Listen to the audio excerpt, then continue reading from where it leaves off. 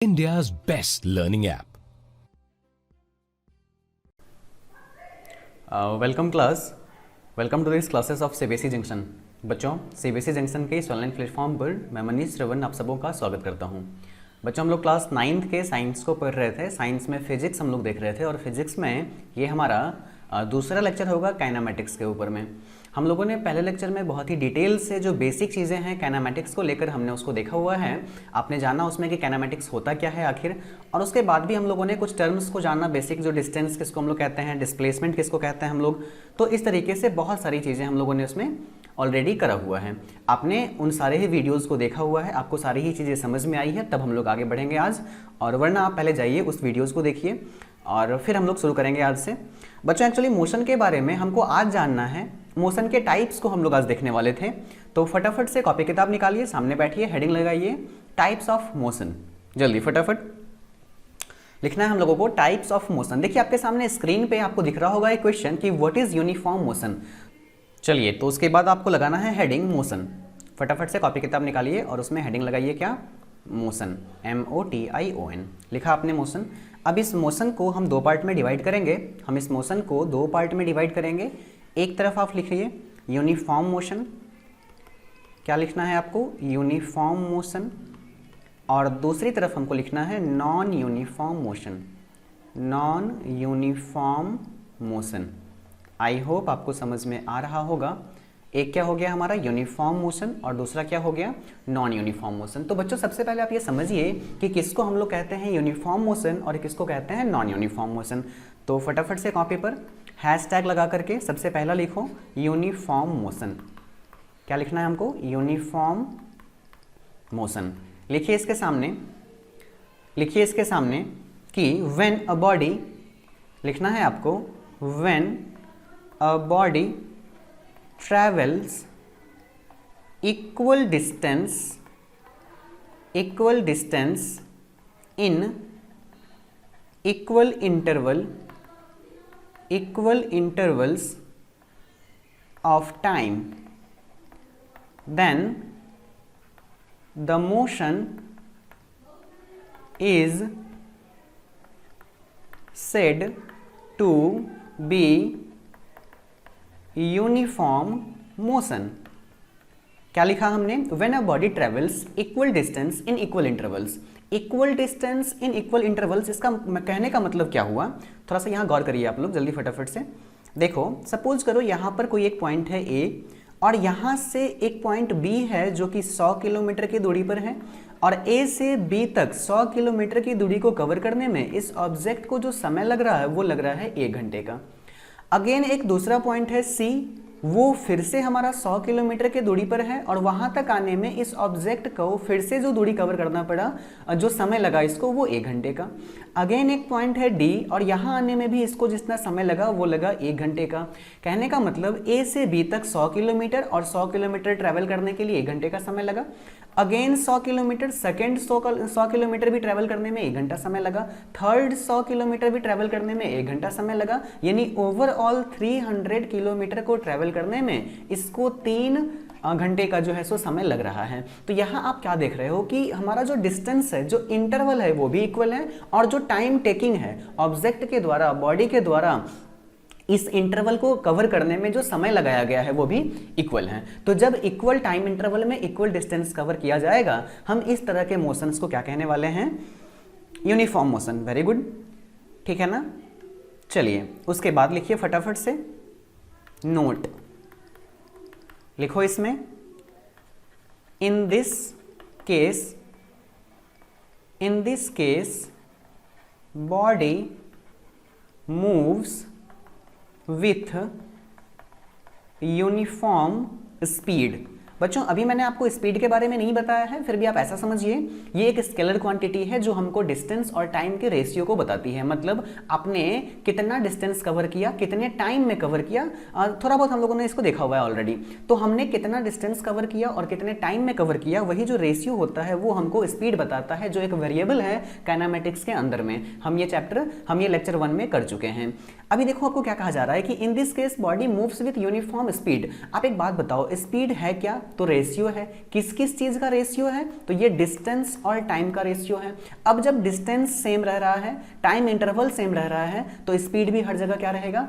Same रहेगा। तो uniform speed कहने का मतलब जब इक्वल इंटरवल इक्वल टाइम में कवर किया जाए, equal distance equal time of interval में कवर किया जाए, तो इस तरह के यूनिफॉर्म मोशन में जो स्पीड होती है वो भी क्या होती है? एक जैसी होती है। इसीलिए आपने लिखा कि इन this case body move with uniform speed. Uniform कहने का मतलब एक जैसा, सेम। समझ में आ गया?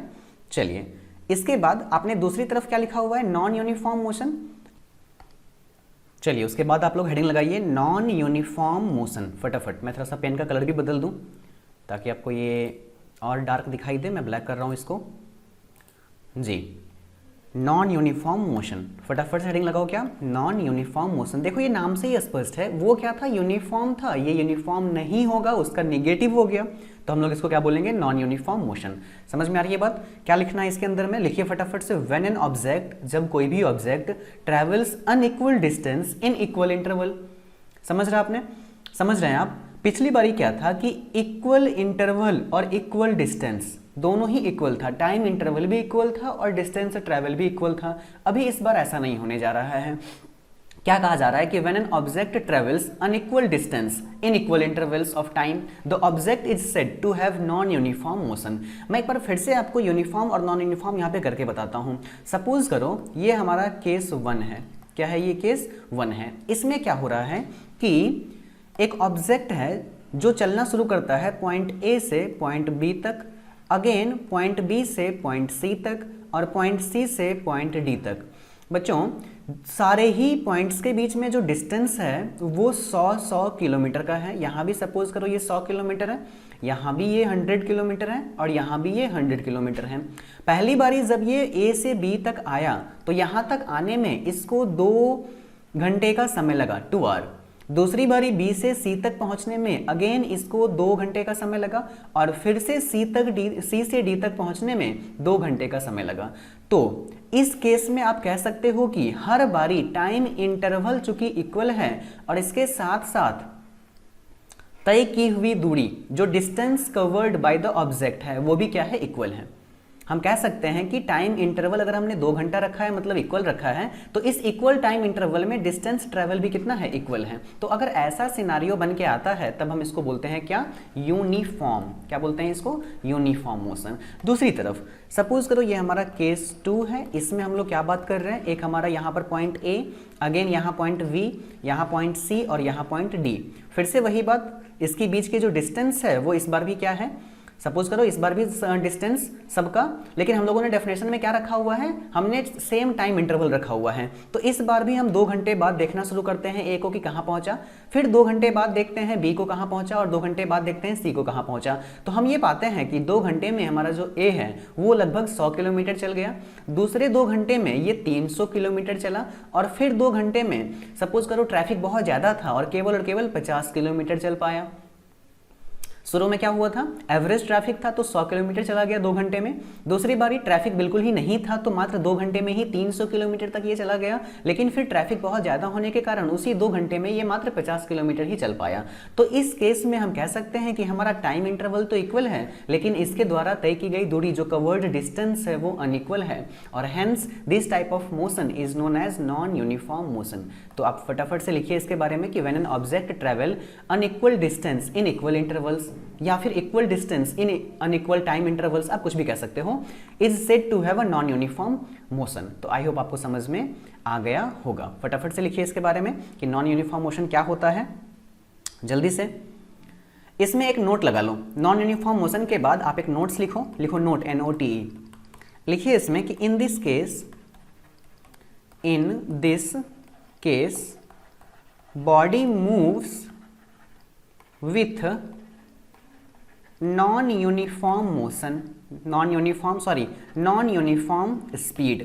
ये क्या होता है हम लोग देखेंगे जब हम टाइप्स ऑफ स्पीड पढ़ाएंगे आपको उस समय। नॉन यूनिफॉर्म स्पीड, आई होप आपको इतना बात समझ में आ गया होगा। नेक्स्ट हेडिंग लगाओ स्पीड, जल्दी से करो, लिखो उसमें कि स्पीड हम लोग कैसे डिफाइन करेंगे। तो ऐसे बताएंगे कि speed of an object is defined as the distance travelled by an object per unit of time. मतलब एक पर यूनिट टाइम में हमने क्या किया, टाइम का एक स्लॉट लिया और उसको डिफाइन कर लिया पर यूनिट टाइम। हो सकता है वो पर सेकेंड, हो सकता है वो पर मिनट, हो सकता है वो पर आवर, कुछ भी हो सकता है। हमने एक फिक्स टाइम का यूनिट बना लिया और उस यूनिट में कितना डिस्टेंस ट्रेवल किया कोई ऑब्जेक्ट, वो उसका क्या कहलाएगा, स्पीड कहलाएगा। दैट मीन्स कि speed is nothing but distance travelled by an object per unit of time.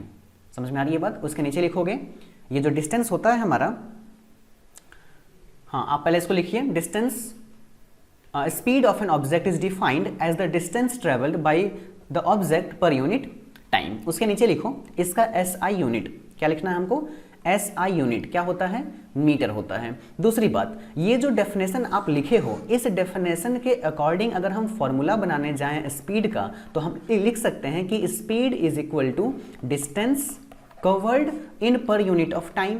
Per unit मतलब डिवाइड लगाना है हमको, पर लिखना है तो मतलब डिवाइड, जैसे परसेंट तो डिवाइड में 100 लिखते हो ना, तो पर यूनिट ऑफ टाइम मतलब डिवाइड में आपको टाइम को देना है, याद रखने का एक तरीका है।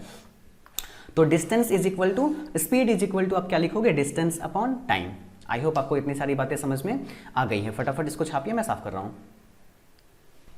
चलिए फिर उसके बाद आपको देखना है, लिखिए अभी हमने क्या देखा कि स्पीड को हम लिख सकते हैं क्या, डिस्टेंस अपॉन टाइम। कैसे पता चला सर हमको ये, तो फॉर्मूला से, डेफिनेशन से। अभी हमने जो डेफिनेशन लिखा था उस डेफिनेशन के अकॉर्डिंग हमको पता चला कि स्पीड क्या है, कुछ भी नहीं है, टाइम इंटरवल और डिस्टेंस के बीच का रेशियो है। मतलब पर यूनिट ऑफ टाइम में आप कितना डिस्टेंस कवर करते हो, यही कहलाता है आपका स्पीड। नीचे लिखोगे कुछ इंपॉर्टेंट बातें इसके बारे में। सबसे पहली बात कि इट इज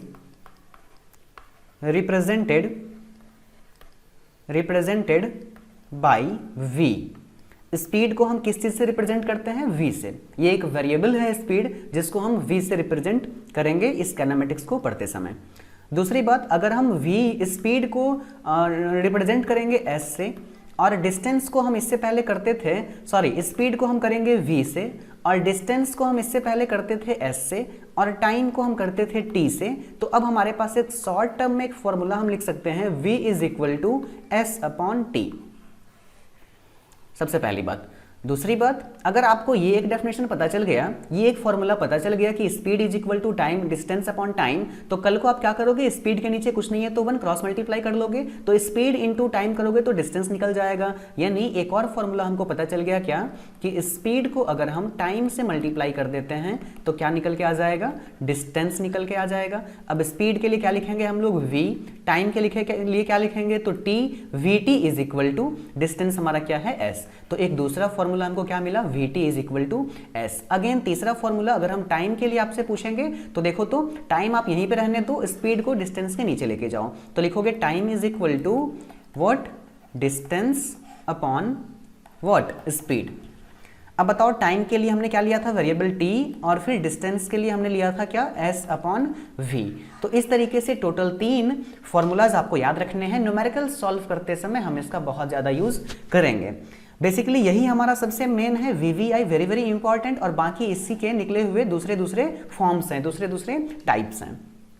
तो आई होप आपको ये सारी ही बातें समझ में आ गई हैं। चलिए इसके बाद स्पीड के बारे में कुछ और चीज़ें जो MCQ फॉर्मेट में कुछ अच्छे एग्जाम्स में पूछे जाते हैं, जैसे कि NTSC हो गया आपका, या फिर जब आप आगे ओलंपियाड का एग्जाम दोगे, साइंस ओलंपियाड वगैरह, तो वहाँ ये सब चीज़ें पूछे जाएंगी, जो मैं आपको अभी एक एक करके लिखवाता हूँ ऑब्जेक्टिव में। सबसे पहले लिखिए आप कि इट इज़, किसके बारे में बात हो रही है, स्पीड के बारे में, तो लिखिए it is a scalar, it is a scalar quantity.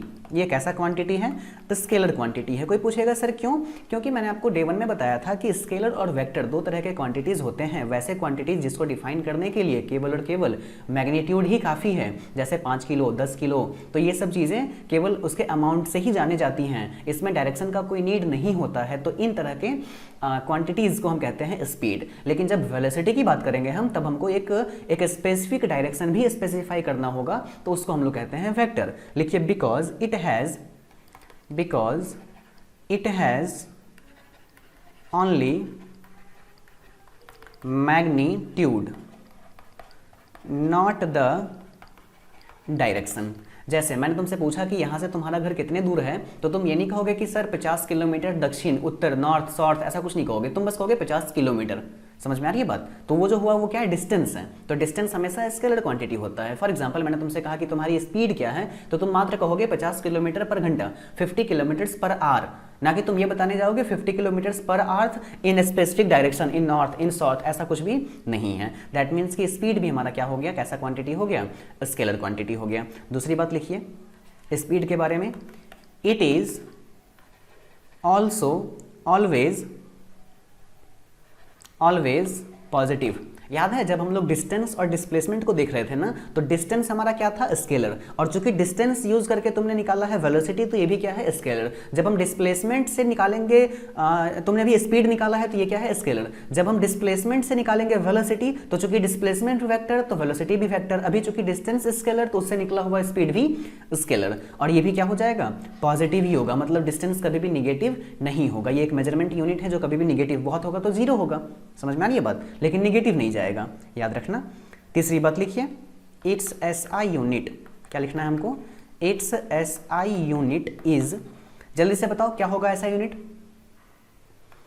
सोचो, आपको याद नहीं रखना है। एसआई यूनिट निकालने का मैं एक तरीका बताता हूं। तो एसआई यूनिट इज, ब्लैंक छोड़ दो, इसमें बाद में भरना जब तुम निकालना सीख जाओगे तब। एसआई यूनिट इज दिस, जो भी होगा वो, एंड सीजीएस यूनिट इज, ये भी मैं आपको निकालना सिखाऊंगा तब आप लिखोगे दिस, ठीक है ना। अब चलिए सीखते हैं निकालना कि कैसे हम लोग इसको निकालते हैं। एक बात बताओ, अगर मैं तुमसे पूछता हूं यूनिट ऑफ स्पीड, तो तुम क्या लिखोगे? फॉर्मूला क्या होता था स्पीड का, डिस्टेंस अपॉन टाइम। तो unit of speed is equal to unit of distance, क्या लिखोगे, unit of distance upon unit of time. अब मुझे बताओ जल्दी से कि यूनिट ऑफ स्पीड हमने क्या माना हुआ है, जल्दी से बताइए क्या माना हुआ है? कुछ भी नहीं, ये तुमको निकालना है, सॉल्व करना है, ठीक है। देखते हैं क्या निकलता है। दूसरी तरफ यूनिट ऑफ डिस्टेंस क्या होता है, डिस्टेंस को कैसे हम लोग मेजर करते हैं, एसआई यूनिट क्या होता है इसका। हाँ, अभी हम लोग बात कर रहे हैं एसआई यूनिट का, ये किस में हम लोग बात कर रहे हैं, एसआई यूनिट का। तो बताओ एसआई यूनिट ऑफ डिस्टेंस क्या होता है, सर मीटर होता है, very good. SI unit of time क्या होता है, सर सेकंड होता है। That means SI unit of speed क्या हो गया, मीटर पर सेकंड। इसको क्या लिख सकते हैं, मीटर पर सेकंड, या फिर इसी को लिखने का एक दूसरा तरीका क्या है, मीटर सेकंड इनवर्स।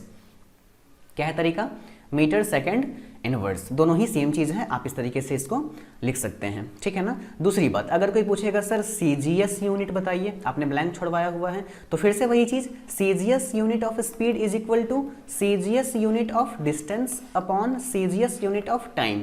कोई मुझे बताएगा सीजीएस यूनिट डिस्टेंस का क्या होता है? वेरी गुड, क्या होता है, हाँ क्या होता है बताओ फटाफट से। ये आपका हो जाता है सेंटीमीटर, और सीजीएस यूनिट टाइम का वो भी क्या होता है, सेकंड ही होता है। तो अगेन अब हम लोग क्या कह लेंगे, सेंटीमीटर पर सेकंड या फिर सेंटीमीटर सेकंड इनवर्स। तो आई होप आपको इतनी सारी बातें समझ में आ गई हैं। फटाफट आप इसको छापिए और फिर हम लोग आगे देखते हैं।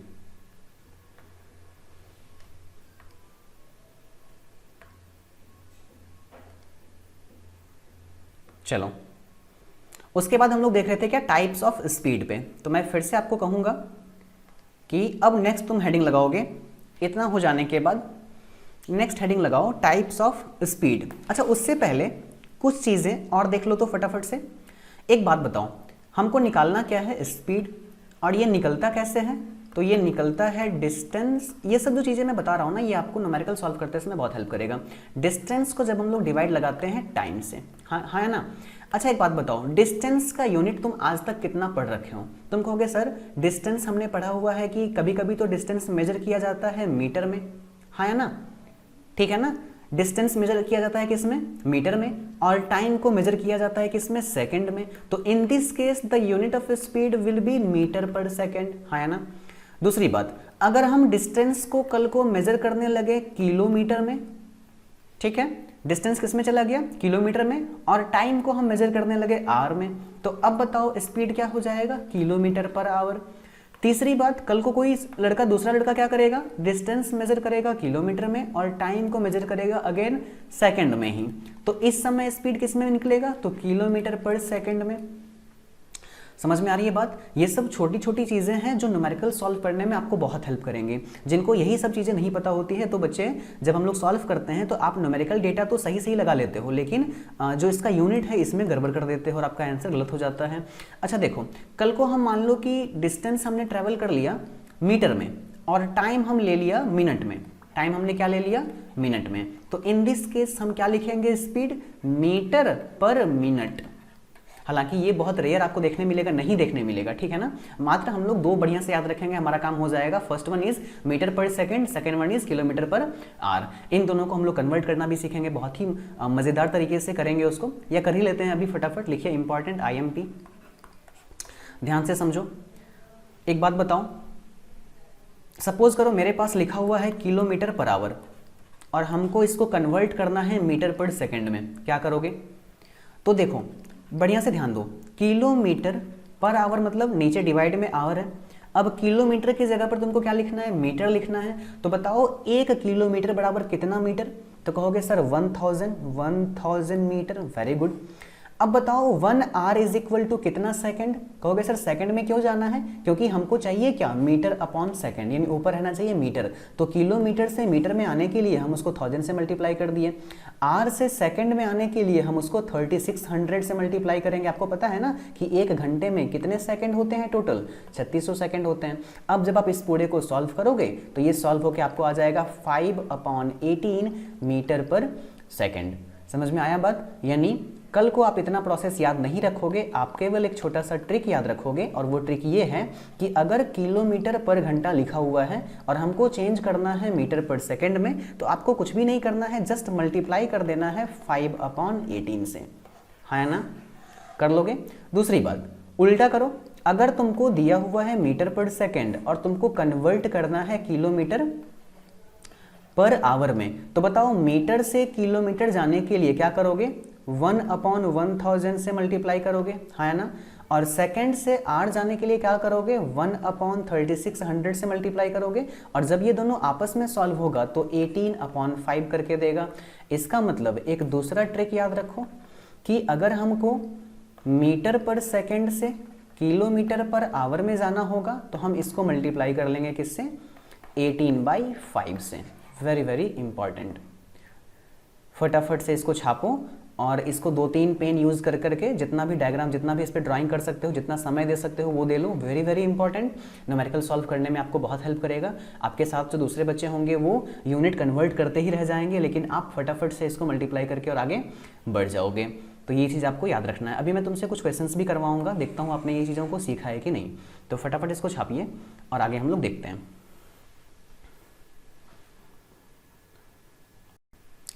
तो अभी आपने जो पढ़ा है उसको कुछ थोड़ा सा प्रैक्टिस करके मुझे दिखाओ। सबसे पहले मैं आपको लिख के देता हूँ 54 किलोमीटर पर आवर।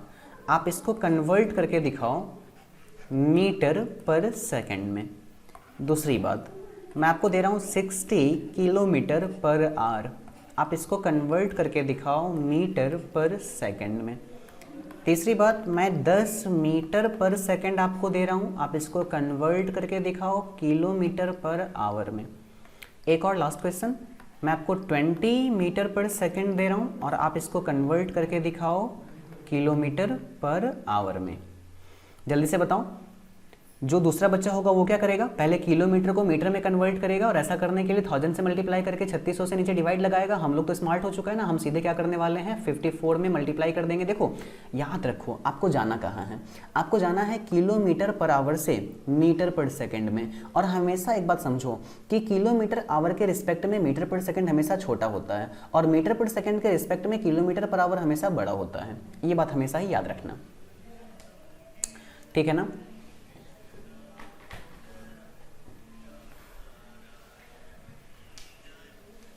चलिए अब देखो उसके बाद क्या करना होगा हमको। इसको तुमको पहले बताया हुआ है ये चीज़ ना, आपको 5/18 से मल्टीप्लाई करना है। क्यों? क्योंकि बड़े को छोटा बनाना है और छोटा बनाने के लिए डिनोमिनेटर में हमेशा, कभी अगर भूल जाओगे कि सर 5/18 करना है कि 18/5 करना है, तो एक बात याद रखना, तुम किलोमीटर में हो ना, तुमको मीटर में जाना है, मतलब बड़े को छोटा बनाना है। और बड़े को छोटा बनाने के लिए कुछ उस तरीके की चीज़ों से मल्टीप्लाई करेंगे जिसका डिनोमिनेटर बड़ा होगा। जब डिनोमिनेटर बड़ा होगा तो अल्टीमेटली वो डिवाइड लगा देगा उसमें। तो चलो ठीक है, इसको डिवाइड करो। 18 3 जा 54, 3 5 जा 15, दैट मीन्स कि 15 मीटर पर सेकेंड हो गया। सेम इस तरीके से इसको भी डिवाइड लगाओगे 5/18 से।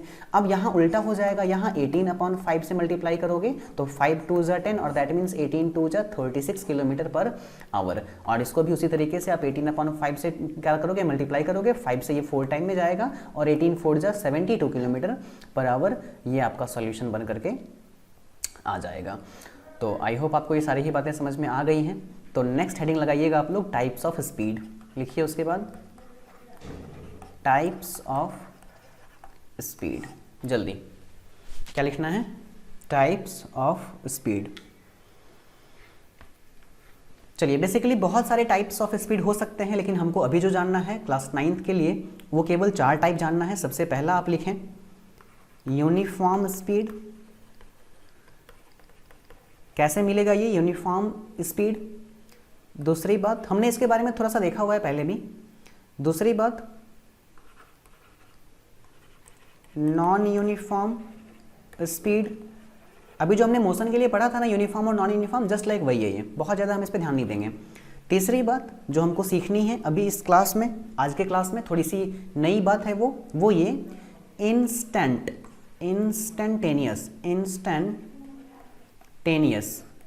स्पीड। और उसके बाद जो आपको देखनी है वो ये एवरेज स्पीड, ठीक है ना। तो फटाफट से मैं सबके बारे में थोड़ा थोड़ा आपको बता देता हूँ, आप इसको याद रख लीजिएगा। हम लोग इसको बहुत ही बारीकी से एक एक करके सॉल्व करेंगे, लेकिन पहले छापो इसको जल्दी से फटाफट। पहला क्या है हमारा, यूनिफॉर्म स्पीड। दूसरा क्या है, नॉन यूनिफॉर्म स्पीड। तीसरा क्या है, इंस्टेंटेनियस स्पीड। और चौथा क्या है, एवरेज स्पीड। आपने यूनिफॉर्म और नॉन यूनिफॉर्म पहले से जान रखा है। क्या होता है यूनिफॉर्म? यूनिफॉर्म स्पीड हम लोग उसको बोलेंगे जब इक्वल टाइम इंटरवल में इक्वल डिस्टेंस ट्रेवल किया जाए। जैसे मान लो कि 100 किलोमीटर 2 घंटे में कवर किया, फिर 100 किलोमीटर 2 घंटे में कवर किया, फिर 100 किलोमीटर 2 घंटे में कवर किया, तो यहाँ ये यूनिफॉर्म स्पीड का एग्जाम्पल है। लेकिन अगर 100 किलोमीटर 2 घंटे में किया, दूसरे वाले 100 किलोमीटर में जाम आ गया, तो मान लो कि मात्र 5 घंटे में उसको लग गया करने में मात्र 100 किलोमीटर, अगले वाले में पूरा का पूरा रास्ता खुला हुआ रहा तो मात्र 1 घंटे में ही कर लिया। तो आप यहाँ देख रहे हो डिस्टेंस हमेशा फिक्स है, लेकिन टाइम इंटरवल चेंज हो रहा है, या फिर टाइम इंटरवल फिक्स है, डिस्टेंस चेंज हो रहा है, तो इसको हम लोग बोलते हैं नॉन यूनिफॉर्म। तीसरी बात, इंस्टेंटेनियस स्पीड और एवरेज स्पीड, हम लोग आज इसको देखेंगे। लेकिन उससे पहले कुछ और भी चीज़ें आपको मैं बता दूँ जो न्यूमेरिकल सॉल्व करते समय हमको बहुत ज़्यादा यूज़ में आने वाली है, ठीक है ना। या फिर हम लोग इसको पहले देख ही लेते हैं। हेडिंग लगाओ इंस्टेंटेनियस स्पीड। क्या लिखोगे, यहाँ पे लिखा हुआ है, सेम चीज छाप लो, इंस्टेंटेनियस स्पीड। देखो इंस्टेंट का मतलब होता है तुरंत। क्या होता है इंस्टेंट का मतलब? तुरंत। एक बात बताओ, समझो, देखो एक बात, सपोज करो आप बाइक के पीछे बैठे हुए हो और सामने बाइक तुम्हारा भाई चला रहा है। तो जब वो बाइक चल रहा होगा, जब वो बाइक स्टार्ट होने वाला होगा, देन उस बाइक का स्पीड कितना होगा? 0। कितना होगा स्पीड? 0। लेकिन जब बाइक स्टार्ट हो गया तो धीरे धीरे ग्रेजुअली स्पीड क्या होती है उसकी? बढ़ती है। पहले वो 10 किलोमीटर पर आवर पे जाएगा, फिर 20 किलोमीटर पर आवर पे जाएगा, फिर 40 50 60 किलोमीटर के पर आवर पे जाएगा अगर हाईवे पे चल रहा है और रास्ता पूरा खाली है। तो अचानक से सामने सपोज करो कि थोड़ा सा ट्रैफिक दिखा उसको और उसने ब्रेक लिया, और ब्रेक लेने के बाद स्पीड कम हो जाएगा और 60 से फिर 40 पे आ जाएगा, कंटिन्यूस 40 पे चलेगा थोड़ी देर, फिर और ट्रैफिक आएगा, ब्रेक लेगा, 10 पे चलेगा, 5 पे चलेगा, फिर रास्ता खुला हुआ मिला तो वो 50 पे चलेगा, 100 पे चलेगा, नहीं 100 पे नहीं, कुछ ज़्यादा हो गया, 50 पे चलेगा, 60 पे चलेगा। आप एक बात समझो, एक आदमी ए से लेकर बी तक अलग अलग स्पीड के साथ चल सकता है, ये पॉसिबल है। समझ में आ रही है बात? इस अलग अलग स्पीड को अगर हम एवरेज करके निकाल लें, सम करके निकाल लें, हम मान लें कि ये पॉइंट हमारा ए है और ये पॉइंट हमारा बी है, इस ए से बी तक आने में वो कितना बार कितना स्पीड चेंज किया हमको उससे कोई मतलब नहीं है। हम ए से बी तक का टोटल डिस्टेंस निकाल लेंगे और ए से बी तक आने में टोटल टाइम कैलकुलेट कर लेंगे और अपने स्पीड का फॉर्मूला यहाँ अप्लाई कर देंगे। क्या है फॉर्मूला? स्पीड का फॉर्मूला तो है हमारे पास डिस्टेंस अपॉन टाइम, तो total distance upon total time taking, यही हमारा हो जाएगा क्या? Average speed. क्या कहलाएगा ये? Average speed. तो कहोगे सर आपने पढ़ाना शुरू किया था इंस्टेंटेनियस, पढ़ा के चले गए एवरेज। अब आप समझिए, इसके हर एक पॉइंट पे जब मैंने गौर किया, जब इसका स्पीड कभी था 0 किलोमीटर पर आवर, कभी था 10 किलोमीटर पर आवर, कभी था 20 किलोमीटर पर आवर, कभी 60, कभी 10, कभी 15, तो हर एक सेकंड पे जब मैंने उसको वॉच किया, जब मैंने उसको ऑब्जर्व किया, तो उस पॉइंट पे जो उसका स्पीड था, इसको हम लोग बोलते हैं इंस्टेंट स्पीड। समझ में आ रही है बात? जैसे सपोज करो मैं अपना घड़ी लेकर इसके सामने बैठा हुआ हूँ और 5 बजकर ये अपना बाइक को स्टार्ट करता है। मैंने 5:10 पे जब इससे पूछा तो इसका स्पीड बता रहा था 20 किलोमीटर पर आवर। मैंने 5:50 पे इससे स्पीड पूछा, ये इन्होंने हमको बताया 60 किलोमीटर पर आवर। तो ये जो एक फिक्स टाइम पे जो फिक्स स्पीड है ना, इसी को हम लोग बोलते हैं इंस्टेंटेनियस स्पीड। मतलब किसी एक इंस्टेंट पे उसका स्पीड कितना है।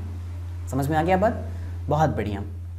इसी तरीके से एक एक चीज़ को बारीकी के साथ पढ़ते चलिए, समझते चलिए, आपको आगे बहुत ज़्यादा हेल्प कर लेगा।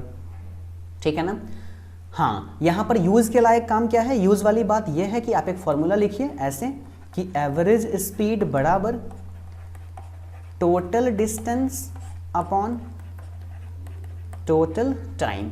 अब हो सकता है कि वो डिस्टेंस अलग अलग फ्रैक्शन में उसने कवर किया, पहले 5 किलोमीटर गया आराम किया, फिर 10 किलोमीटर गया फिर आराम किया, तो ऐसा पॉसिबल है। तो उस केस में हम क्या लिखेंगे कि टोटल डिस्टेंस कहने का मतलब d1 plus d2 plus d3। Suppose करिए कि 3 बारी में उसने पूरा डिस्टेंस कवर किया और रिस्पेक्टिवली तीनों का time t1 plus t2 plus t3, मतलब कितना डिस्टेंस चला ओवरऑल और कितना टाइम टेकिंग किया ओवरऑल, इसको हम लोग बोलते हैं एवरेज स्पीड। एक बहुत अच्छा इसका एग्जांपल आप लोग करके देखिए, आपको समझ में आ जाएगा।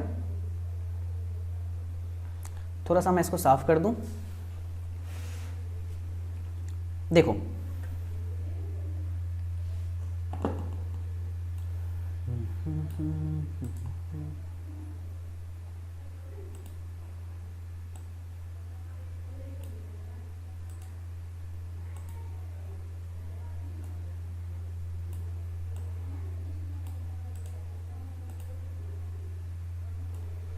चलो अब यहाँ ध्यान दो, फटाफट से देखो।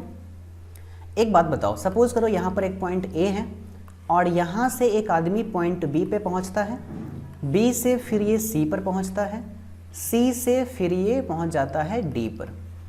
यहाँ जो डिस्टेंस है वो है 30 किलोमीटर, यहाँ जो डिस्टेंस है वो है 20 किलोमीटर और यहाँ जो डिस्टेंस है वो है 10 किलोमीटर।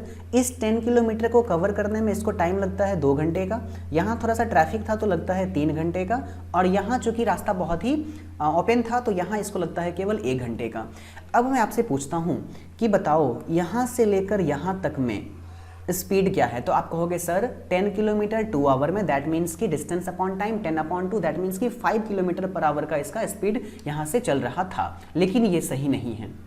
हाँ, ये सही है लेकिन केवल एक छोटे से पोर्शन के लिए। जब मैं आपसे पूछूंगा कि ओवरऑल ए से लेके डी तक का एवरेज स्पीड क्या है, तो आप क्या करोगे? आप लिखोगे यहाँ पर कि average speed is equal to total distance upon total time. अब बताओ टोटल डिस्टेंस कितना हो गया? तो 10 kilometre plus 20 kilometre plus 30 kilometre, total time कितना हो गया? 2 hour plus 3 hour plus 1 our.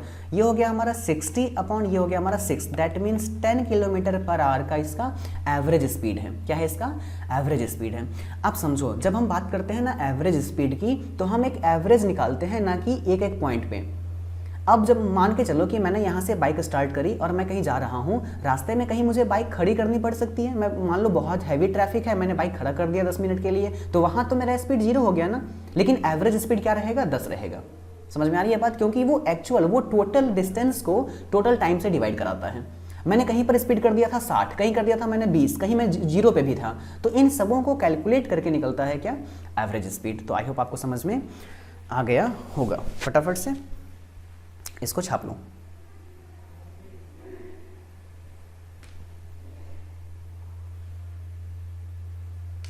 छापिए इसको फटाफट से।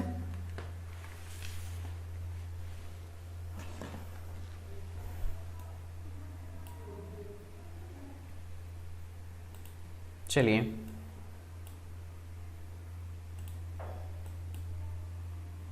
इसके बाद कुछ और ज़रूरी चीज़ें हैं जो हम लोग देखेंगे अभी, जो हमको न्यूमेरिकल सॉल्व करने में या फिर अपने कॉन्सेप्ट को बिल्ड करने में बहुत ज़्यादा हेल्प करेगा। बहुत ही बेसिक चीज़ें हैं। आई होप बहुत सारे बच्चों को पहले से ये सारी चीज़ें पता होंगी, होनी भी चाहिए, बहुत बेसिक है। देखो समझो एक बात, अगर मैं कहीं पर लिखता हूँ 1 मीटर तो इसका मतलब हुआ 100 सेंटीमीटर से। अगर मैं कहीं पर लिखता हूँ 1 किलोमीटर तो इसका मतलब हुआ 1000 मीटर से। समझ में आ रही है ना बात? ठीक है, 1 metre is equal to 100 centimetre, again 1 kilometre is equal to 1000 metre. अभी मैं इस किलोमीटर को सेंटीमीटर में कन्वर्ट करूं तो मैं लिख सकता हूं कि 1 किलोमीटर इज इक्वल टू क्या हो जाएगा, जल्दी से बताओ। 3 और 20 सेंटीमीटर के लिए इतना सेंटीमीटर। अगेन 1 मीटर को अगर मैं मिलीमीटर में कन्वर्ट करूं तो ये होता है 1000 मिलीमीटर। उसी तरीके से 1 आवर को अगर मैं मिनट में कन्वर्ट करूं तो ये हमारा हो जाएगा 60 मिनट। अगेन 1 मिनट को अगर मैं सेकंड में कन्वर्ट करूं तो ये हमारा हो जाएगा कितना, 60 सेकंड्स। अगर मैं 1 आवर को सेकंड में कन्वर्ट करूं तो ये हो जाएगा 60 इंटू 60, दैट मीन्स 3600 सेकंड। समझ में आ रही है बात? तो इतने तरह की चीज़ें आपको जो है सो इसमें दिखाई दे सकती हैं, ठीक है ना। तो चलो फटाफट से, अगर इतनी सारी बातें आपको समझ में आ गई तो एक दो क्वेश्चन हम लोग करते हैं, करके दिखाओ जल्दी।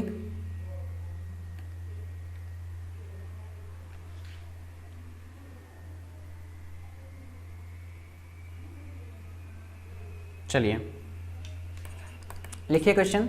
अ car travels 20 kilometre, a car travels 200 kilometres in 5 hour, find its speed in metre per second. तो जल्दी से बताओ, स्पीड बराबर क्या होता है, डिस्टेंस। डिस्टेंस कितना है 200 किलोमीटर अपॉन टाइम, टाइम कितना है 5 आवर। अगर मुझसे पूछता किलोमीटर पर आवर में तो यही आंसर रह जाता, लेकिन पूछ रहा है कि इसमें मीटर पर सेकंड में, तो मैं अगेन इसको मल्टीप्लाई कर दूंगा 5/18 से, 5 से 5 का एलसीएम और 18 से, जो भी हमारा सॉल्यूशन होगा इस तरीके से हम सॉल्व कर लेंगे इसको, ठीक है ना। तो आई होप कि आपको ये सारी ही बातें समझ में आ गई हैं। और ठीक है, तो स्पीड क्या होता है, एवरेज स्पीड क्या होता है, इंस्टेंटेनियस स्पीड क्या होता है, यूनिफॉर्म स्पीड क्या होता है, नॉन यूनिफॉर्म स्पीड क्या होता है, ये सारी ही बातें हम लोगों ने आज के क्लास में करा। बच्चों बहुत ज़्यादा इम्पॉर्टेंट टॉपिक है ये हमारा, इसीलिए हम इसको बहुत धीरे से पढ़ रहे हैं, बहुत अच्छे से पढ़ रहे हैं, बारीकी से पढ़ रहे हैं, और हमको आगे बहुत ज़्यादा ये हेल्प करेगा आने वाले क्लासेस में, चाहे वो 11th 12th में हम लोग पढ़ रहे होंगे काइनेमेटिक्स, या फिर अपने नीट या मेडिकल के प्रिपरेशन के लिए पढ़ रहे होंगे, जेईई मेंस के प्रिपरेशन के लिए पढ़ रहे होंगे, किसी भी एनटीएससी किसी हायर एग्जाम के लिए पढ़ रहे होंगे। तो अभी हम लोग जितना समय दे रहे हैं, ऐसा पॉसिबल था कि मैं बहुत ज़्यादा फास्टली इस चैप्टर को ख़त्म कर सकता था, लेकिन मैं बहुत आराम से पढ़ा रहा हूँ, एक एक छोटी छोटी बातों पे इतना ज़्यादा समय दे रहा हूँ। इसका मतलब है कि चीज़ों को बहुत ज़्यादा बढ़िया से आपको क्लियर करना है, बहुत बढ़िया से आपको सीखना है। चलिए ठीक है, आज के लिए इतना ही, thank you. India's best learning app.